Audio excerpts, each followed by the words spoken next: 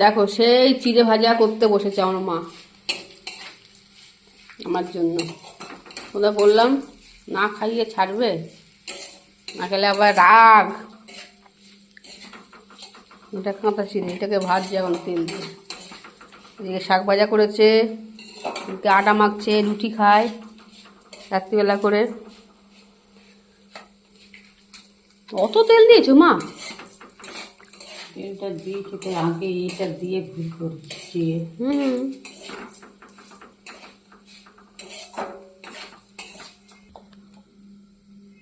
অল্প করে করে দাও, বেশি বেশি কিন্তু মা ভেজো না।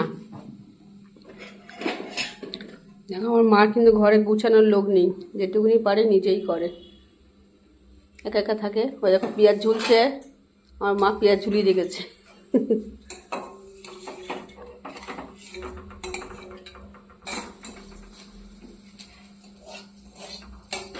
এই বাবারে গরম।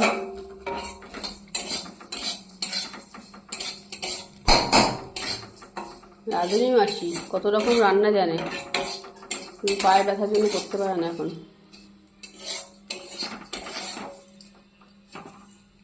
আর বেশি ভেজো না মা। এটা শুকনো কাঠ থালায় ভেজে এর মধ্যে দিতে হবে, এত তেল শুধু তোকে খেতে দেবো না। খেলে আর দেখতে হবে না আমার। গ্যাসের রুগী, গ্যাসে পাগলা হয়ে যায়। ব্যাস,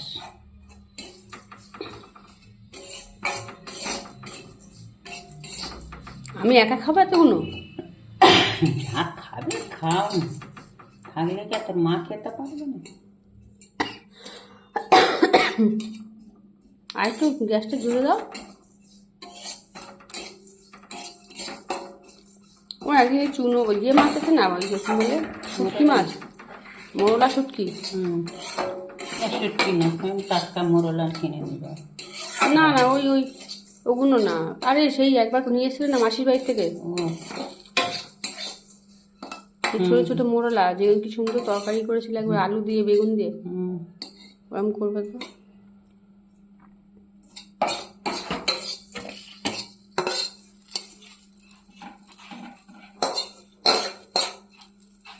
চামচ না, দেখেছো কতগুলো শাক একটুখানি মেখানো, এইগুলো খেতে ভালো লাগে। খেয়ে দেখে একটু কেমন হয়। কি শাক বন্ধু বলো তো? নোটে শাক। একটু খেয়ে দেখো কেমন হয়েছে, ভালো শাক একটু। অনেকগুলো শাক এইটুকুনি হয়ে গেছে। হ্যাঁ, ওই একদম মেথা মেথা, খোঁচা হয়ে থাকে না। ডাঁটা টাটা সব শুদ্ধ কেটে দিয়েছি, খোঁচা হয়ে আছে না।